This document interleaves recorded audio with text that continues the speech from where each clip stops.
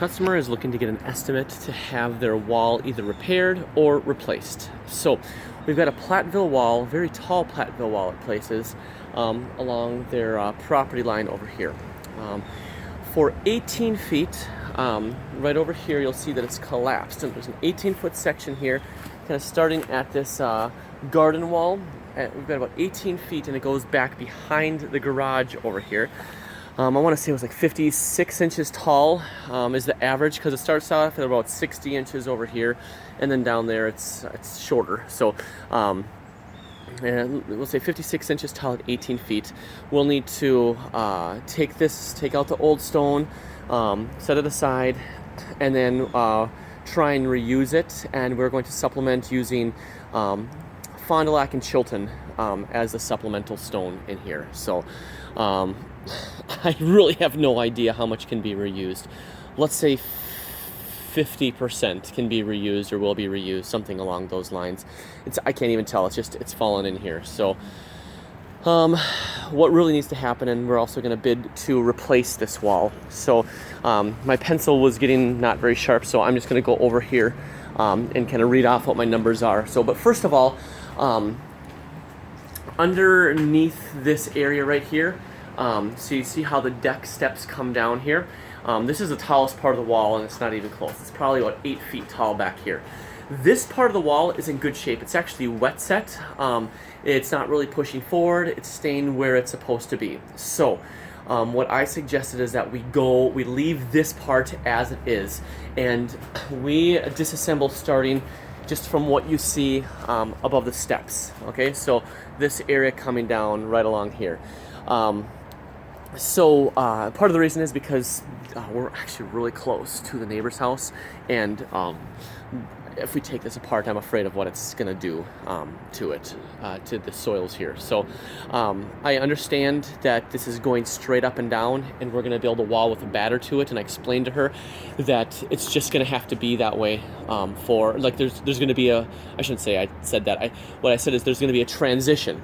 We've got a straight up and down wall going into a battered wall. There's going to be a space in here where we have to connect the dots, and she understood that and is just fine with it. So so all that being said, actually, and now that I say that, I bet that the original wall was built out of this, and it was mortared, because I see some mortar joints in here, and I bet you that this fell over once before, and they just stacked it back up in place. Because I mean the cemented part comes out further than just under there. Well, anyway, it's neither here nor there. We're going to give a bid to replace. So it's 11 feet from the front of the step to the top step right there, and it's 6 feet tall, 72 inches right here, and it goes down to 0 over there. So yeah, we've got that. Then from this point, from the step to the corner of the garage, it's 27 feet. Okay, so we've got 27 feet from this point right here over to the garage. Obviously, it's still 6 feet over here, and it steps down to. Do you see this? The back of this garden wall right here. I'll get back to the garden wall here in a second. So it's the grade is actually lower than the garden wall, which is kind of weird. Let's see if I can show you here. There we go. So it does step down, and it goes back to 60 inches right here. So I want to say it was like 52 inches in this range, and then it steps down to 60 inches in here. And then it goes to the garage, and at the corner of the garage there, it's 52 inches tall. Let me just double check on that measurement. Yep, 52 inches tall. And then it goes back to just a few feet shy of the garage, and I'll walk around there. It's 18 feet, and then it kind of curves into it kind of U-s into the neighbor's wall, and I'll walk that way to show you so you can see it. But the wall that we're going to be bidding to replace, we're going to use Fond du Lac and Ashlar.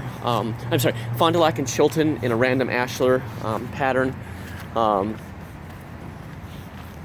Yeah, to try and emulate as close as we can, the color of Platteville, etc. So over here, I'll give you some reference. Here's the road. Here's the garage, and now we're looking back onto their house. So here is the wall. Let's see if I can't So as you can see, it comes along here. Come on, focus here. It comes along here. That black that you see in there is just random corrugated tubing. But it just kind of curves into here and stops at their boulder wall. So just kind of hodgepodge it together to get to there. But then, yeah, so we're coming along here. I'll give you as much as you can see. See how the wall has collapsed in? So if we are just doing the repair, this is all manual.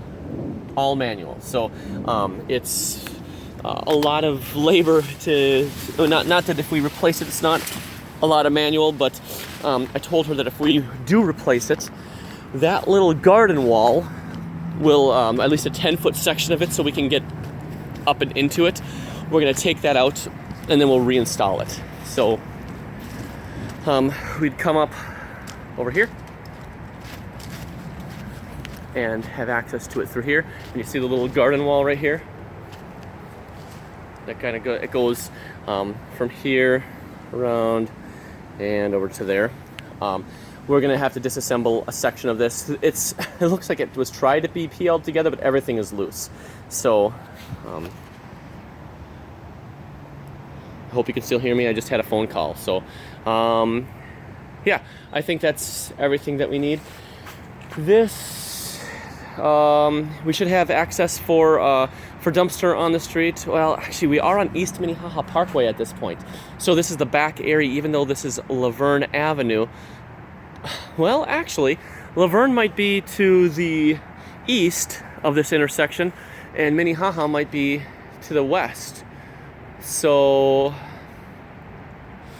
I'm not sure regarding if we can get a dumpster delivered here or not. But there's space on the street for it, just for a point of reference. So